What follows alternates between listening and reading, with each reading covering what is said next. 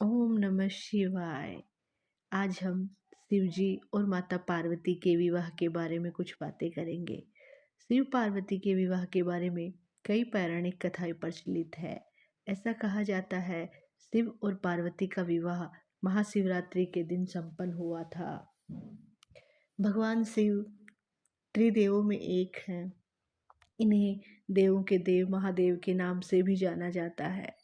इसके अलावा इन्हें भोलेनाथ, शंकर, महेश, रुद्र, नीलकंठ आदि नामों से भी जाना जाता है। शिव के गले में नाग देवता विराजित हैं और हाथों में डमरू और त्रिशूल लिए हुए हैं। कैलाश को उनके निवास स्थान के रूप में जाना जाता है। पार्वती हिमनरेश, हिमावन तथा मैनावती की पुत्री थी। इन्हें उमा और गौरी के नाम से जाना जाता है।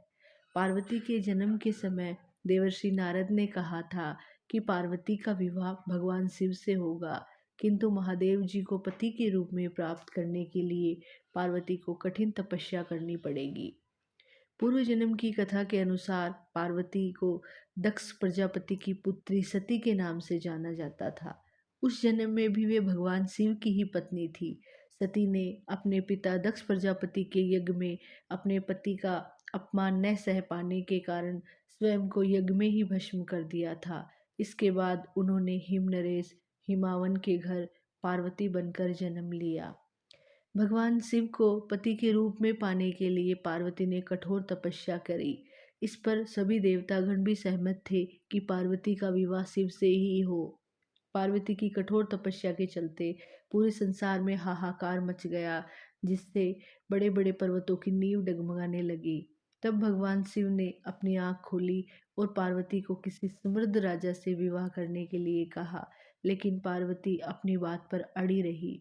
उन्होंने साफ कहा कि अगर वे शादी करेंगी तो सिर्फ शिव से ही करेंगी।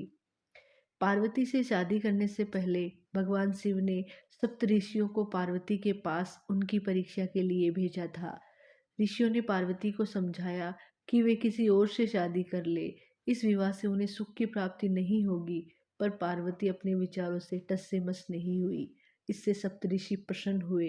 इस बार उन्होंने शिव को बताया और इसके बाद शिव ने पार्वती जी से शादी के लिए हामी भर दी। भगवान शिव से दुनिया का छोटे से छोटा और बड़े से बड़ा प्राणी जुड़ा हुआ है। इसी की वजह हर कोई उनकी शादी में शामिल हुआ था।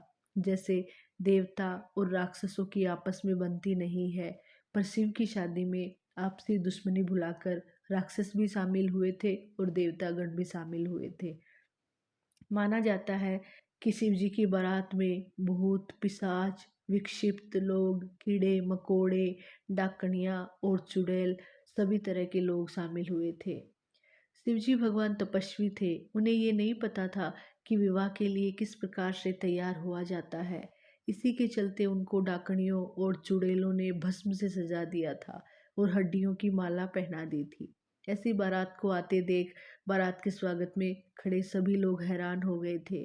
शिवजी के इस विचित्र रूप को देखकर पार्वती की माँ ने अपने बेटी का हाथ शिव भगवान के हाथ में देने से मना कर दिया था। इसके बाद देवताओं द्वारा भगवान शिव को दैवीय जल से नहलाया गया, रेशम के फूलों से सजाया गया, जिसके बाद उन्हें एक खूबसूरत रूप दिया गया। भगवान शिव के दिव्य रूप को देखकर पार्वती की माँ ने उन्हें तुरंत स्वीकार कर लिया और ब्रह्मा जी की उपस्थिति में विवाह समारोह शुरू हुआ।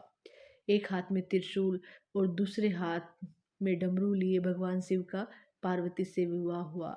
इसके बाद शिव माता पार्वती को अपने कैलाश पर्वत पर ले गए। धन्यवाद।